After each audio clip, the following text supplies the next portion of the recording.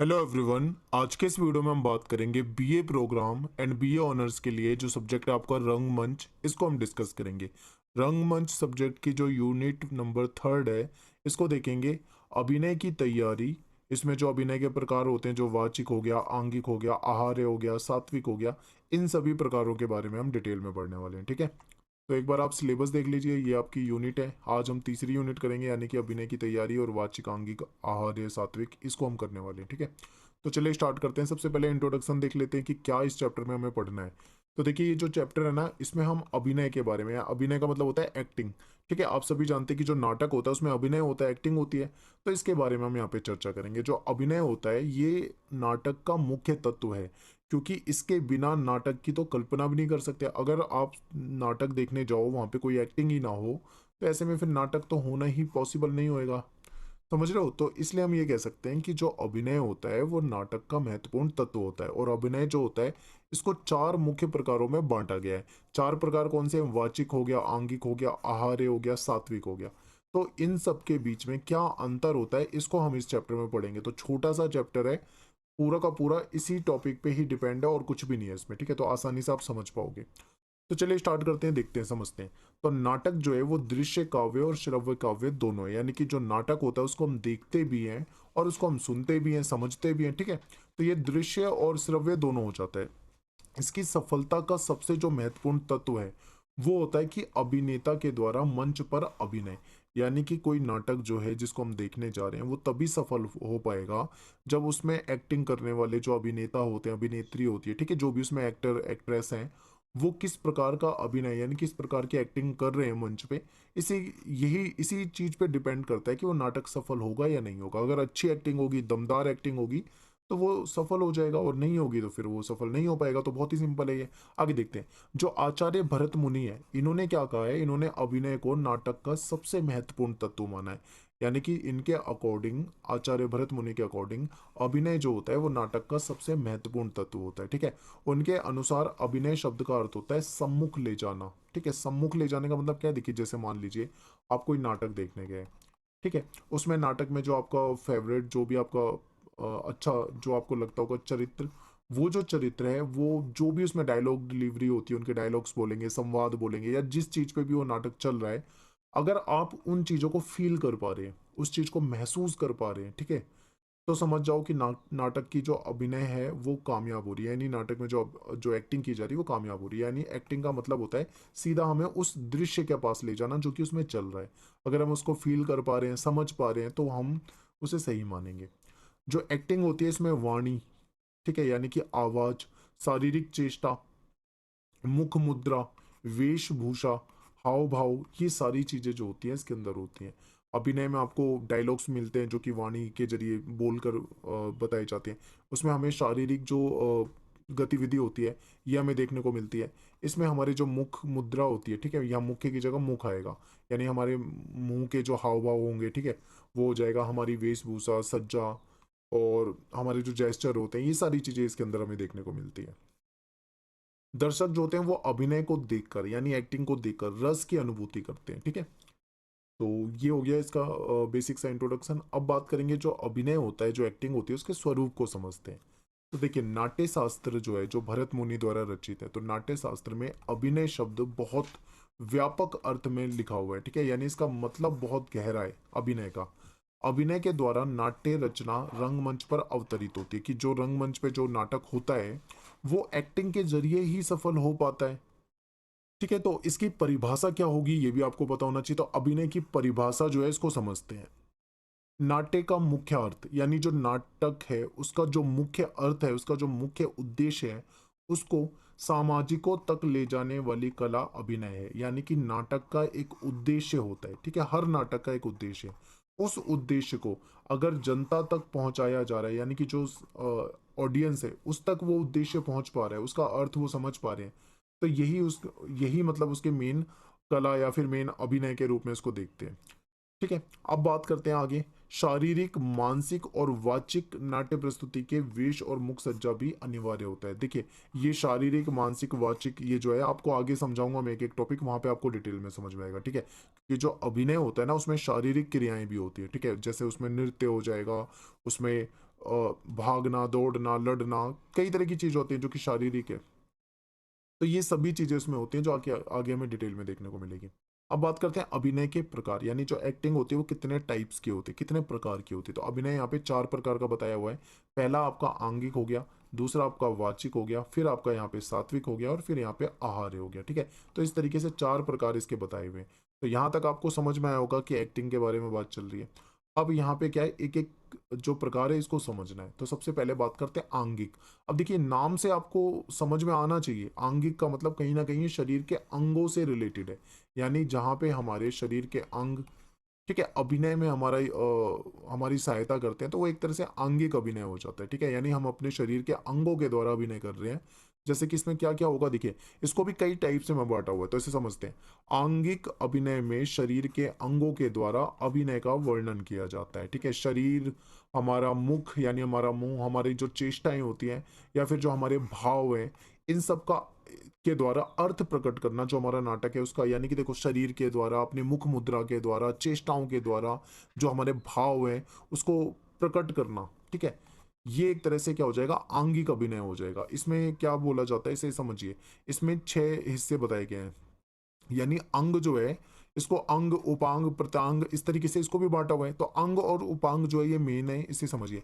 अंग में क्या आता है, हमारा सिर आ जाएगा, हमारे हाथ आ जाएँगे, हमारा वक्ष आ जाएगा, हमारी कटी आ जाएगी, पार्श्व आ जाएगा और चरण आ जाएँगे। ठीक है? सिर क्या होता है आप सभी जानते हैं, हमारा मस्तक, हमारा सिर। हाथ आप सभी जानते हैं, वक्ष मतलब हमारा जो पेट से और गर्दन से जो बीच का हिस्सा है, यानी कि जो हमारा सीना हो गया, हमारी छाती हो गई, ये वक्ष हो जाएगा, ठीक है? कटी में क्या हो जाता है, कटी का मतलब यहाँ पे कमर से है, जो हमारी कमर है ये कटी हो जाएगा। पार्श्व मतलब जो हमारे हाथ के साइड में जो बगल वो होती है हमारी, इसको बगल को कहा जाएगा। चरण जो हमारे पैर वगैरह होते हैं। तो जब हम नाटक में अभिनय करते हैं, यानी कि जब मान लीजिए कोई अभिनेता, कोई एक्टर नाटक के अंदर मंच में जाके एक्टिंग कर रहा है, तो वो अपने सिर का भी प्रयोग करेगा, अपने हाथों का भी प्रयोग करेगा, अपने सीने का भी प्रयोग करेगा, कमर का भी, ठीक है? ये सब आपको देखने को मिलेगा। तो ये सब क्या हो जाता है, आंगिक अभिनय होता है, ठीक है? जैसे मान लीजिए डांस हो रहा है, कोई नृत्य हो रहा है, तो नृत्य में क्या होगा, उसके ये जो अंग है, ये आपको इनका यूज़ दिखेगा उसमें, ठीक है? तो एक तरह से ये क्या हो जाएगा, उसका हिस्सा हो जाता है, तो ये आंगिक कहलाएगा। इसके बाद उपांग, और ज़्यादा इसको डीप में जाओगे तो उपांग में भी बाँटा हुआ है। उपांग में हमारी आँखें हो जाएँगी, हमारी भौं यानी हमारी जो आईब्रो हो जाती है, हमारे अधर जो हमारे होंठ वगैरह हैं, ठीक है? कपोल यानी कि हमारे जो गाल हैं, ठोड़ी, ठोड़ी आप जानते होंगे। तो ये जो है इसको उपांग कहा गया है। तो यानी कि जब हम आंगिक रूप से अपने शरीर का अंगों का इस्तेमाल करते हुए अभिनय करते हैं, तो उसको आंगिक अभिनय कहा जाता है। उसमें इन सभी चीज़ों का योगदान होता है, ठीक है? तो आपको समझ में आ गया होगा। अब इसके बाद है वाचिक। अब देखिए आंगिक में क्या था, शरीर के अंगों की बात थी। वाचिक में, वाचिक का मतलब होता है वाचन करना यानी बोलना। अब आप जब भी देखते हो नाटक को, तो सामने जो आपके किरदार होते हैं, जो कैरेक्टर होते हैं, वो बोल रहे होते हैं, डायलॉग्स बोल रहे होते हैं, यानी कि संवाद बोल रहे होते हैं, तो वो बोलते हैं। तो उस बोलने को क्या बोलते हैं, वाचिक। यानी कि अभिनेता के द्वारा रंगमंच पर जो कुछ भी संवाद बोले जाते हैं, जो भी डायलॉग्स बोले जाते हैं, ये सब क्या हो जाते हैं, वाचिक अभिनय हो जाते हैं, ठीक है? वाचिक यानी कि बोले जा रहे हैं इसलिए। तो आंगिक में क्या था, शरीर के अंगों की बात थी, और वाचिक में क्या है, जो हमारे द्वारा बोला जाता है, चाहे कुछ भी बोला जा रहा हो, कोई भी डायलॉग्स हो, वो सब वाचिक में अभिनय में आ जाता है। वाचिक अभिनय जो है, अभिनेता द्वारा स्वर, उसका जो स्वर होता है, उसकी जो आवाज होती है, उसका जो उच्चारण यानी जो शब्दों का वो प्रोनाउंसिएशन करता है, जो उच्चारित करता है शब्दों को, फिर वर्ण या काकू अलंकार या अंग के उपयुक्त, ये सारी चीजें इसमें प्रयुक्त होती है, ठीक है? अब वाचिक अभिनय जो होता है, इसमें अलग अलग रसों के अनुसार संगीत के साथ स्वरों का भी प्रयोग होता है। देखिए संगीत, आप देखोगे संगीत में क्या होता है, गीत गाए जाते हैं। अब जहाँ पे गीत होता है, संगीत होता है, वहां पे भी तो गीत भी तो बोलकर ही गाए जा रहे हैं ना। तो जहाँ पे मतलब संगीत में 7 स्वरों का भी प्रयोग होता है, ठीक है? ये भी वाचिक अभिनय के अंतर्गत ही आ जाएगा।